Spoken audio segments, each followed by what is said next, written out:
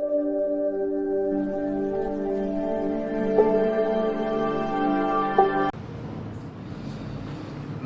दोस्तों, जौहर क्लासेस में आप सबका स्वागत है।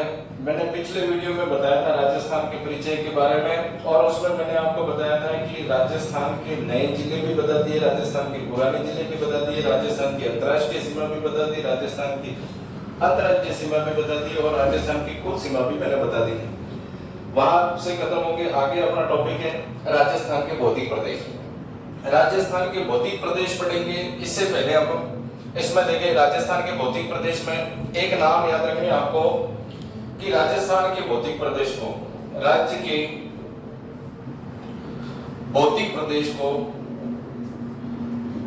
सर्वप्रथम वीसी मिश्रा के द्वारा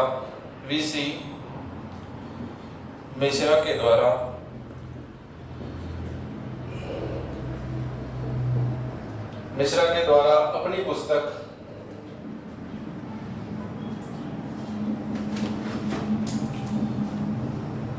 नेशनल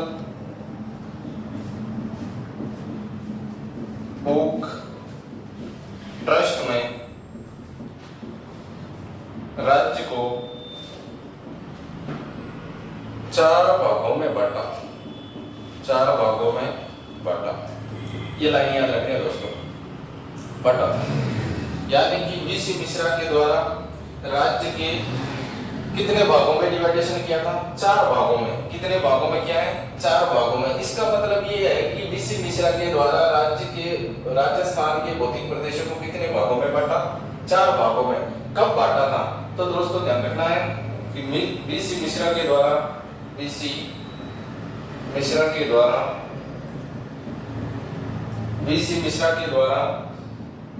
राज्य के उपभाग सन 1968 में किया था। कब किया था दोस्तों? 1968 में वीसी मिश्रा के द्वारा राजस्थान के कितने भाग बनाए गए थे? 4 भाग। भौतिक प्रदेश का मतलब क्या है? किसी भी भाग को, यानी कि सपोज करो ये कोई भाग है, इस भाग को बढ़िया ढंग से, यानी कि व्यवस्थित ढंग से इसको अध्ययन करने के लिए, यानी कि इसको व्यवस्थित ढंग से अध्ययन करने के लिए इसके क्या बनाए जाते हैं? उपभाग बनाए जाते हैं। जब एक उपभाग को पढ़ते हैं तो हम उस क्षेत्र को या उसकी जो विशेषता है सारी अपन पढ़ सकते हैं। उसके बाद में ध्यान रखना दोस्तों, राज्य के भौतिक प्रदेश को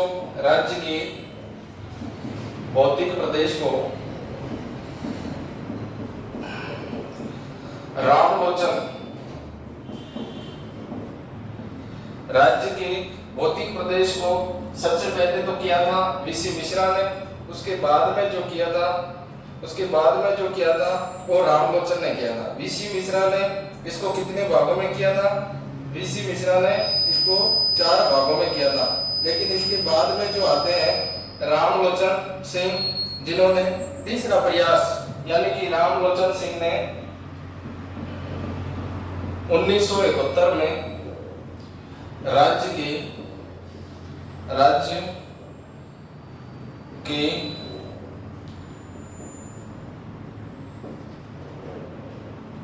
भौतिक प्रदेशों का विभाजन किया। क्या किया था? विभाजन किया था। यानी कि किसके द्वारा? रामलोचन सिंह के द्वारा 1971 में राज्य के क्या किए थे इन्होंने? भौतिक प्रदेश, यानी कि इनके द्वारा भी क्या किया गया था? उपभाग बनाए गए थे। इसके अलावा अपन जो वर्तमान में पढ़ते हैं कि राज्य के वर्तमान भौतिक प्रदेश,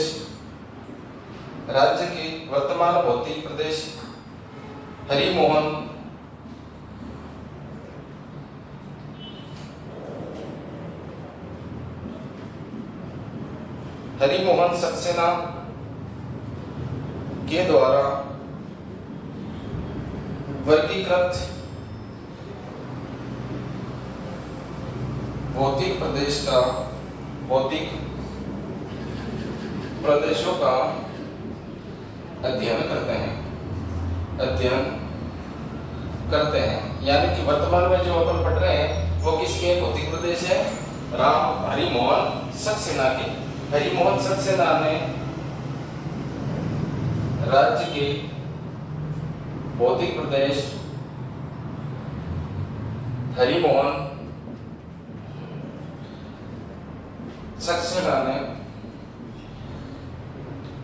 सन 1994 ईस्वी में वर्गीकृत किया था। यानी कि कब की बात है? सन 1994 की बात है। यानी कि सन 1994 में क्या किया गया था? हरिमोहन सक्सेना ने राजस्थान के भौतिक प्रदेशों को डिवाइडेशन किया था। सबसे पहले ध्यान रखना है कि राज्य के भौतिक प्रदेश सर्वप्रथम किसके द्वारा? वीसी मिश्रा के द्वारा। यानी कि कौन आदमी है? वीसी मिश्रा के द्वारा क्या गया था?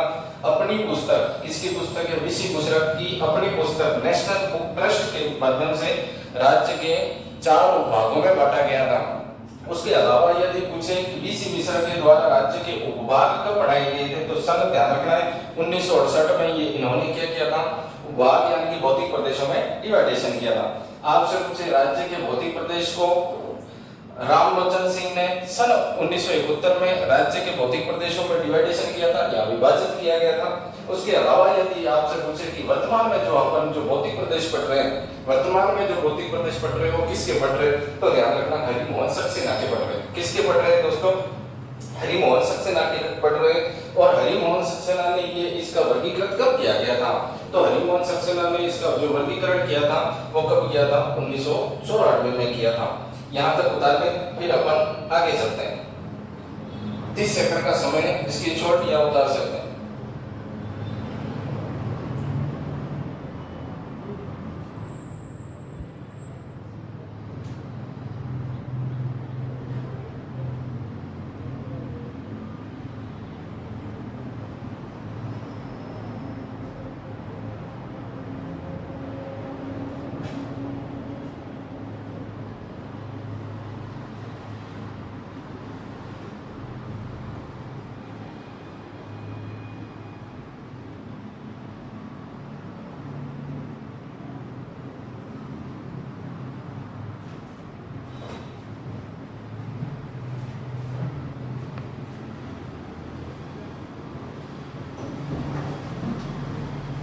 चलो दोस्तों आगे चलते हैं।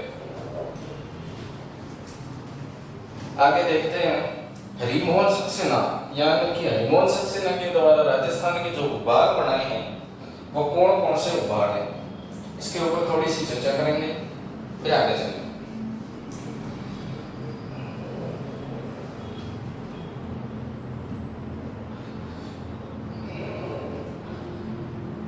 हरिमोहन सक्सेना के द्वारा राजस्थान के उपभाग या भौतिक प्रदेश, उपभाग या भौतिक प्रदेश कौन कौन से हैं? देखो दोस्तों, सबसे पहले इन्होंने जो बताया था वो कौन सा बताया था? पश्चिमी मरुस्थल। कौन सा है? पश्चिमी मरुस्थल। दूसरा जो बताया है, दूसरा कौन सा बताया? तो ध्यान रखना, दूसरा जो है वो अरावली पर्वतमाला। अरावली पर्वतमाला कौन सी पर्वतमाला है? अरावली पर्वतमाला। और तीसरा जो है जिसका नाम है पूर्वी मैदानी प्रदेश।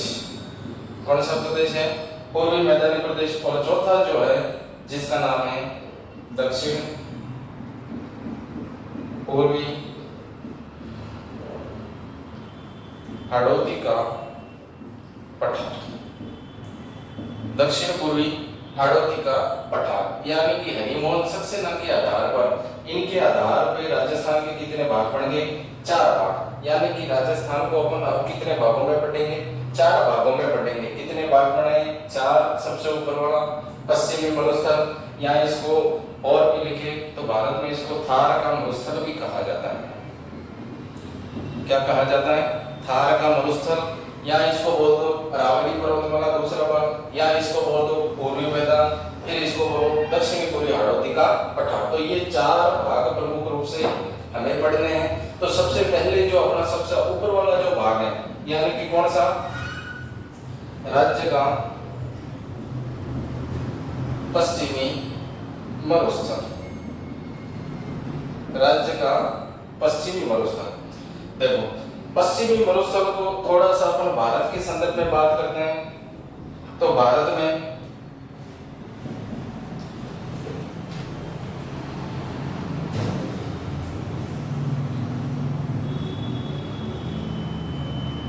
विश्व में थार की मरुस्थल का विस्तार। यदि आपको विश्व के संदर्भ में कोई पूछता है तो ध्यान रखना, विश्व के संदर्भ में यदि पूछे तो ध्यान रखना एक कौन सा है पाकिस्तान और दूसरा कौन सा है भारत। कौन कौन सा याद रखना है, एक तो याद रखना है पाकिस्तान और दूसरा कौन सा याद रखना है भारत। लेकिन आपसे पूछे भारत के संदर्भ में, भारत में थार का मरुस्थल, आपसे पूछे भारत में थार का मरुस्थल कहाँ कहाँ है, कितने राज्यों में, तो ध्यान रखना है सबसे नीचे कौन सा हो जाएगा गुजरात, इसके बाद में कौन सा हो जाएगा राजस्थान, पंजाब, हरियाणा। ये आपको थोड़ा सा ध्यान रखना। यानी कि मुख्य रूप से आपसे पूछे कि विश्व के संदर्भ में यदि थार का मरुस्थल है तो कहाँ कहाँ पे है और कितने राज्यों में। फिर आपसे पूछे कि विश्व के संदर्भ में ठीक है, लेकिन भारत के संदर्भ में पूछे तो आपको ध्यान रखना है। इसके अलावा आपको ध्यान रखना है कि आपसे ये पूछे कि पाकिस्तान में थार के मरुस्थल का कितना विस्तार है, तो ध्यान रखना 15%, कोई लिखने की जरूरत नहीं है, 15% है। उसके अलावा यदि आपसे पूछे कि ये थार का मरुस्थल जो भारत और पाकिस्तान में, नोट लगा के लिखना है कि थार के मरुस्थल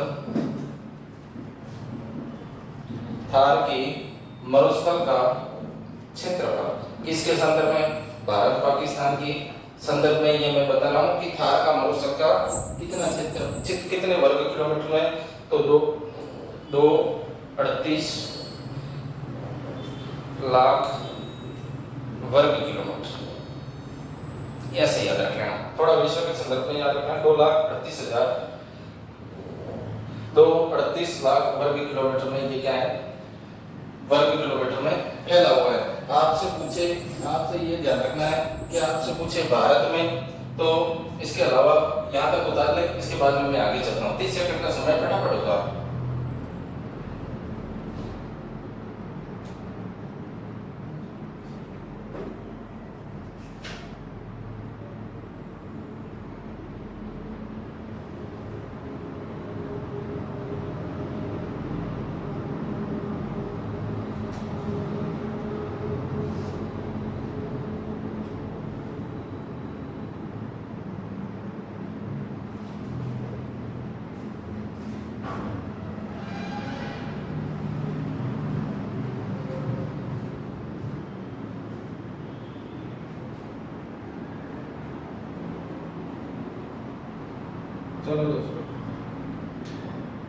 चलो दोस्तों आगे चलते हैं।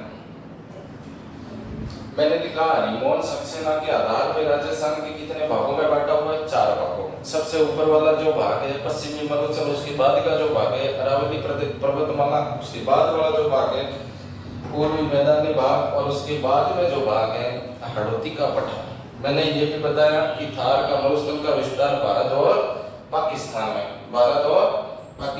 पाकिस्तान में पूछे कितना प्रतिशत है, तो 15% है। यदि कुछ क्षेत्र पर पूछे तो 2.38 लाख वर्ग किलोमीटर में।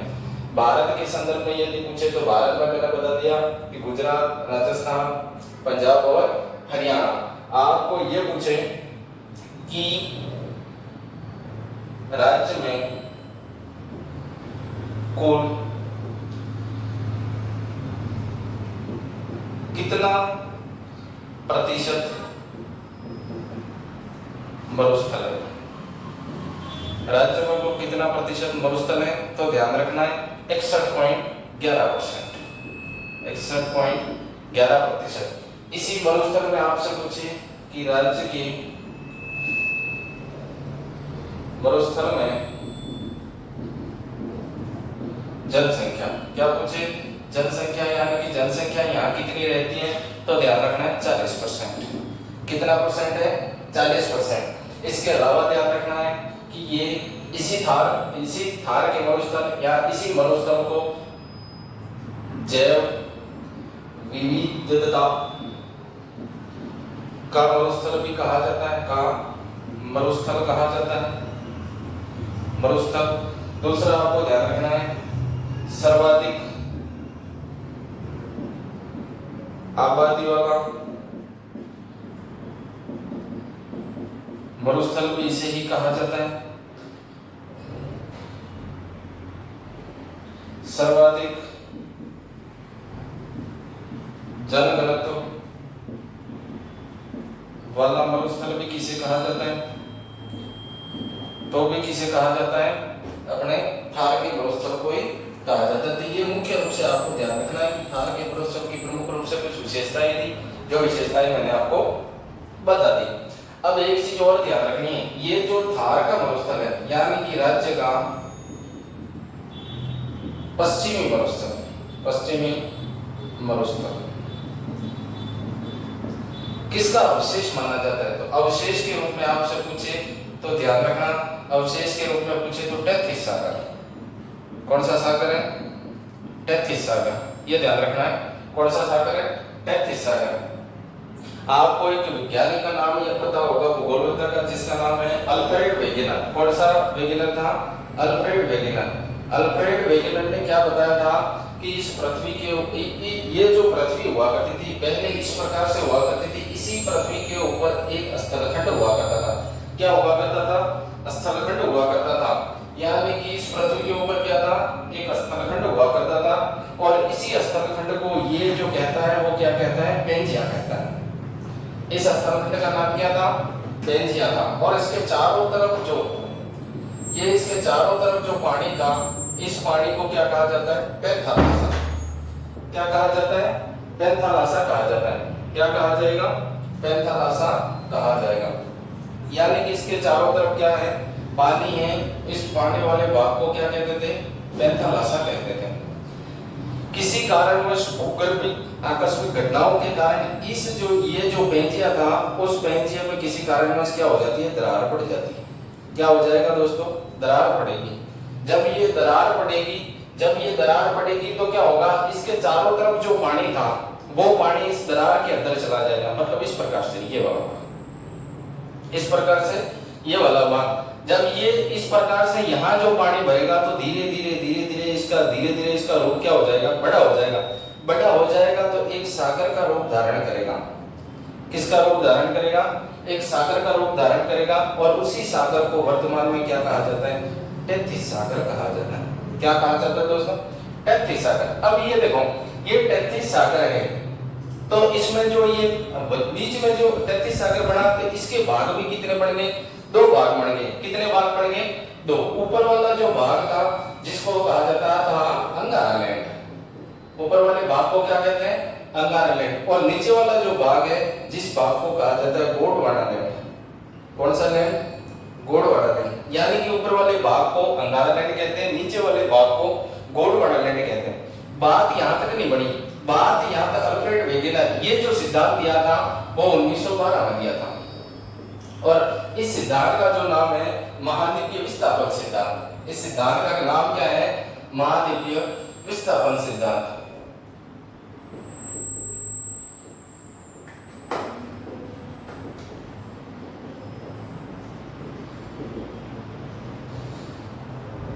महाद्वीपीय विस्थापन सिद्धांत, यानी कि सिद्धांत का नाम क्या हो जाएगा?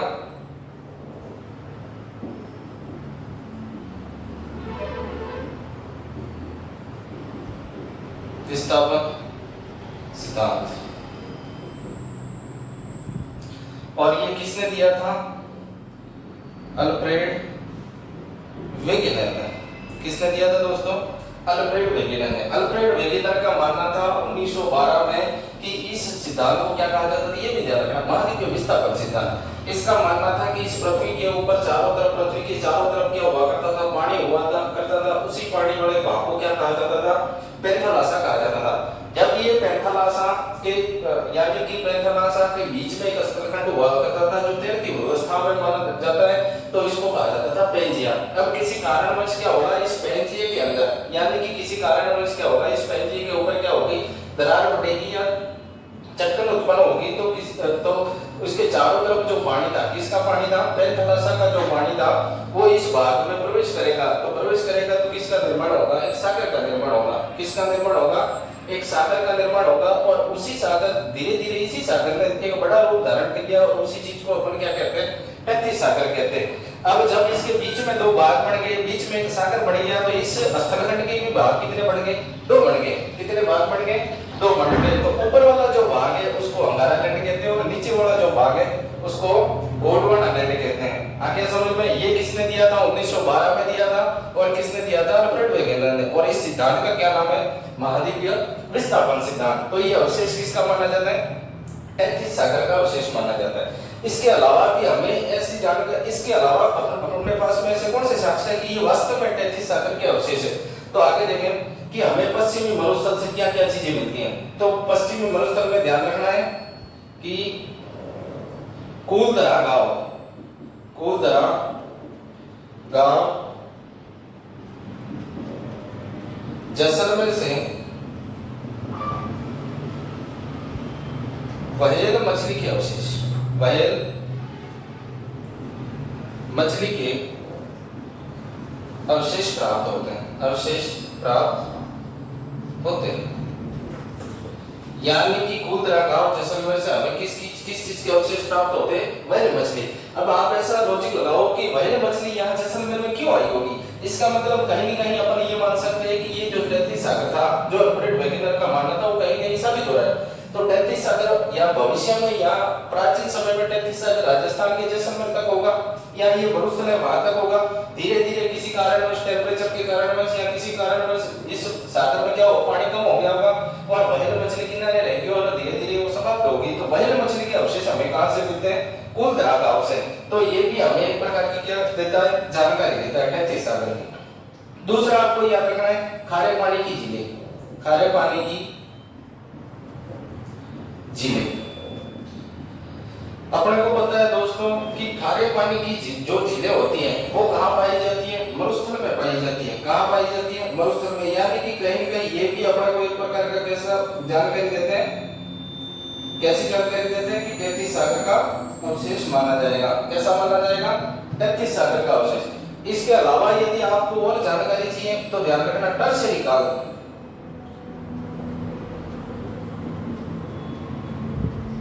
की चट्टानों के अवशेष, चट्टानों के अवशेष।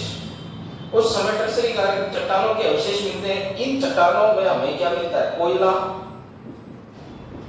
पेट्रोलियम और प्राकृतिक गैस। ये चीजें हमें इन चट्टानों से मिलते हैं। अर्थात इसका मतलब ये है, कहीं कहीं ये साबित हो जाती है, ये प्रमुख रूप से हमें टैथिस सागर का अवशेष है, इस बात की हमें जानकारी प्राप्त करते हैं। आई होप ये समझ में आ गया होगा। एक बार यहाँ से देख ले, राजस्थान में कुल कितना प्रतिशत है, मरुस्थल 61.11% है। उससे पहले यदि पूछे तो 58% था। इसके अलावा ध्यान रखना, राज्य में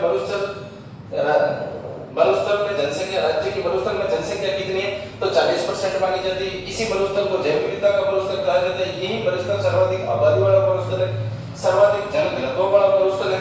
इसके अलावा राज्य में पश्चिमी मरुस्थल टैथिस सागर का अवशेष माना जाता है। ये हमें साबित करना है। तो कूलदरा गांव से हमें किस चीज की जानकारी मिलती है, व्हेल मछली की जानकारी मिलती है। इसके अलावा खारे पानी की यहाँ क्या पाई जाती है, झीलें पाई जाती है। टर्शियरी काल की चट्टानों के अवशेष प्राप्त होते हैं, जिन चट्टानों से क्या निकलता है, पेट्रोलियम और प्राकृतिक गैस का, पेट्रोलियम और प्राकृतिक गैस मिलते हैं। ये जो सिद्धांत मैंने जो बताया अल्फ्रेड वेगेनर ने 1912 में, जिस सिद्धांत का नाम है महाद्वीपीय विस्थापन सिद्धांत। इस सिद्धांत में ये बताया गया था कि पृथ्वी के ऊपर चारों तरफ पानी था और पानी के बीच में एक स्थलखंड हुआ करता था। स्थलखंड को पेंजिया कहा जाता था और पानी वाले भाग को पैंथालासा कहा जाता था।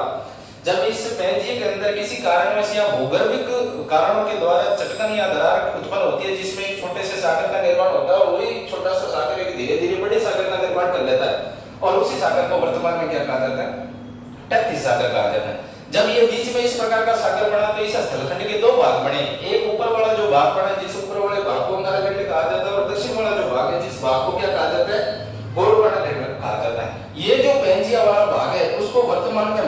कहा जाता है? क्या कहा जाता है? वर्तमान में बेल्जिया यानी कि स्थलखंड है उसको महाद्वीप कहते हैं, और पैंथालासा वाला जो भाग है इसको हम महासागर कहते हैं। क्या कहते हैं? महासागर। तो ये भी ध्यान रखना कि पैंथालासा महासागर और बेल्जिया महाद्वीप। इतना उतर लें, फिर अपन आगे चलते हैं। 30 सेकंड का समय जल्दी करिए।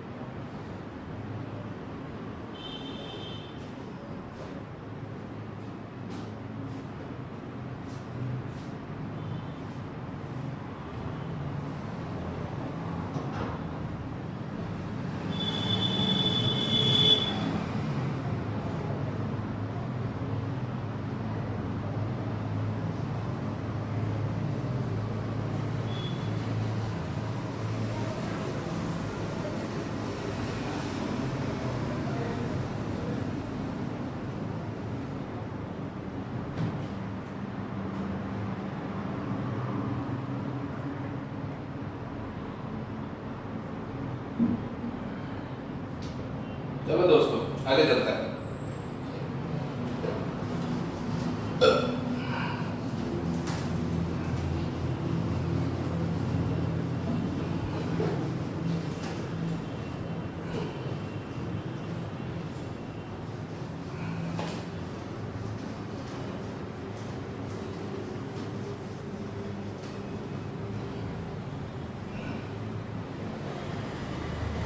आगे देखो, मरुस्थल से दो चीजें और याद रखनी है।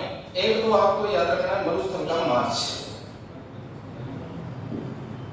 मरुस्थल का मार्च, मरुस्थल का मार्च किसे कहा जाता है? मरुस्थल का मार्च का मतलब है मरुस्थल का आगे बढ़ना। आगे बढ़ना ही क्या कहलाता है? मरुस्थल का मार्च। यानी कि सपोज करो ये मान लो कोई क्षेत्र है, यहां से यहां तक मरुस्थल है, ये वाला भाग मरुस्थल है। अब मरुस्थल का आगे बढ़ने का मतलब ये रेत कहीं न कहीं यहां तक पहुंच जाती है, आगे बढ़ जाती है, हवा के कारण, तेज हवा के कारण आगे बढ़ जाती है, इसलिए ये मरुस्थल यहां से यहां तक चला गया, इसलिए इसको कहा जाता है मरुस्थल का मार्च। मरुस्थल के मार्च के लिए, मरुस्थल के मार्च के लिए प्रसिद्ध गांव, प्रसिद्ध गांव, तो प्रसिद्ध गांव कौन सा है? तो ध्यान रखना प्रसिद्ध जो गांव होगा वो गांव कौन सा हो जाएगा? नाचना गांव। नाचना गांव ये कहां पड़ता है? जैसलमेर। कौन सा गांव हो जाएगा दोस्तों? नाचना गांव। आपसे पूछे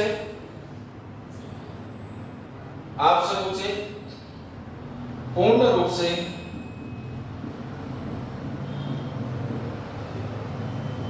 वनस्पति रहित क्षेत्र, यानी कि जहां वनस्पति नहीं है, पूर्ण रूप से वनस्पति रहित क्षेत्र, तो याद रखना है सम जैसलमेर। कौन सा याद रखना है? सम जैसलमेर। एक तो याद रखना नाचना गांव किसके लिए प्रसिद्ध है? मरुस्थल के मार्च के लिए प्रसिद्ध है। पूर्ण रूप से वनस्पति रहित क्षेत्र तो सम जैसलमेर। आपसे पूछे वृक्ष प्रदेश, ईश्वर प्रसाद ने पश्चिमी मरुस्थल को वृक्ष प्रदेश कहा। क्या कहा? वृक्ष प्रदेश कहा। यह भी ध्यान रखना, वृक्ष प्रदेश किसने कहा था? तो ईश्वर प्रसाद ने कहा था। आपको ध्यान रखना है एवनसॉन्ग ने अपनी पुस्तक CUK में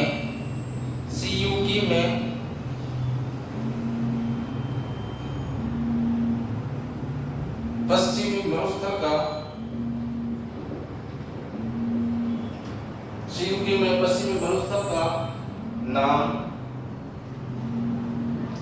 मरुस्थल का नाम क्या रखा था? तो ध्यान रखना गुजरात था।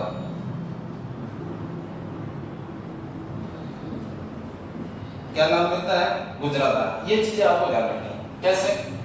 मरुस्थल का मार्च किसे कहा जाएगा? मरुस्थल का आगे बढ़ने को ही क्या कहा जाएगा?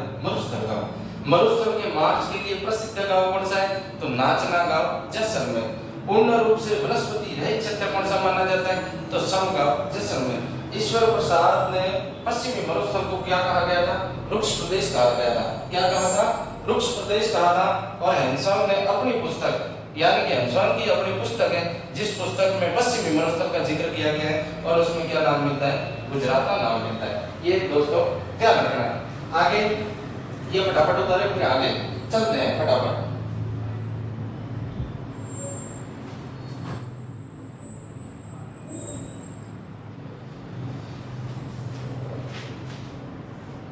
चलो दोस्तों चलिए आगे, जल्दी करें।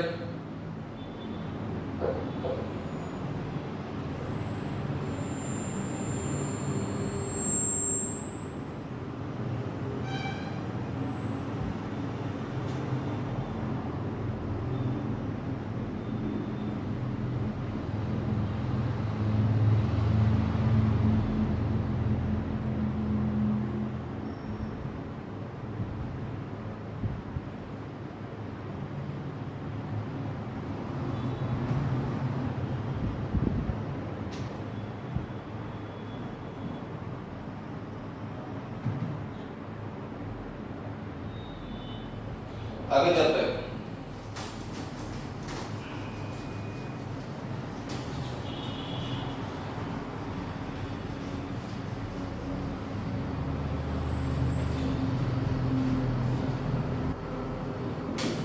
मरुस्थल की लंबाई,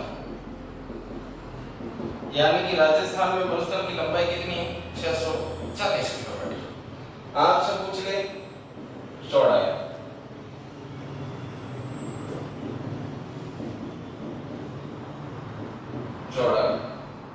तो ध्यान रखना चौड़ाई कितनी है? 300 किलोमीटर। कितना किलोमीटर है? 300 किलोमीटर। आपसे पूछे कि जलवायु कैसी होगी, या जलवायु पश्चिमी मरुस्थल में आपसे पूछे जलवायु कैसी होगी, तो ध्यान रखना है शुष्क व अर्धशुष्क जलवायु। शुष्क व अर्धशुष्क जलवायु, यानी कि ये दो प्रकार की पाई जाती है। आपसे पूछे वनस्पति कैसी है, तो ध्यान रखना है वनस्पति मरुद्भिज। इसी वनस्पति को कहा जाता है जीरोफाइट। क्या कहा जाता है? जीरोफाइट वनस्पति। इसके अलावा आपसे पूछे नदी, यहाँ की नदी पूछे, इस क्षेत्र की नदी पूछे, तो कौन सी नदी हो जाएगी? लूणी नदी। कौन सी नदी? लूणी नदी, जो पश्चिमी मरुस्थल की गंगा के नाम से जानी जाती है। पश्चिमी मरुस्थल की क्या हो जाएगी? गंगा हो जाएगी। आपसे पूछे बांध, तो ध्यान रखना जवाई बांध, ये कहाँ है? सुमेरपुर पाली में, जिसको कहा जाता है मारवाड़ का अमृत सरोवर। क्या कहा जाता है? मारवाड़ का अमृत सरोवर। तो ध्यान रखना मारवाड़ का अमृत सरोवर किसे कहा जाता है? तो ध्यान रखना है किसको कहा जाता है? किसको कहा जाएगा? तो वही बात आ गई कि सुमेरपुर पाली वाला जो बांध है जवाई बांध। इसके अलावा आपसे पूछे नहर, प्रमुख नहर कौन सी है? तो इंदिरा गांधी नहर परियोजना। ये प्रमुख रूप से क्या है? यहाँ की प्रमुख नहर है। आपसे पूछे मिट्टी, मिट्टी पूछ ले तो ध्यान रखना है रेतीली, बलुई, लवणीय,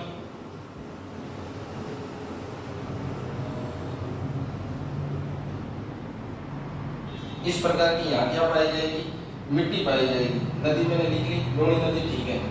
राज्य पश्चिमी मरुस्थल की लंबाई कितनी है 640, मरुस्थल की चौड़ाई कितनी है 300 किलोमीटर। जलवायु कैसी पाई जाएगी, शुष्क एवं अर्धशुष्क जलवायु। वनस्पति कैसी पाई जाएगी, मलकृत वनस्पति। और नदी कौन सी होगी, लूणी नदी होगी। और बाग कौन सा होगा, ज्वाय बाग, सुमेरपुर पाली होगा। और नहर यहाँ इंपोर्टेंट कौन सी होगी, इंदिरा गांधी नहर। और मिट्टी यहाँ कैसी मिलेगी अपने को, रेतीली, बलुई मिट्टी। ये प्रमुख रूप से पश्चिमी मरुस्थल का परिचय था। कल अपन नेक्स्ट क्लास में इस पश्चिमी मरुस्थल के भूभाग को पढ़ेंगे। आज के लिए इतना काफी, कल नेक्स्ट वीडियो के साथ में मिलते हैं। धन्यवाद।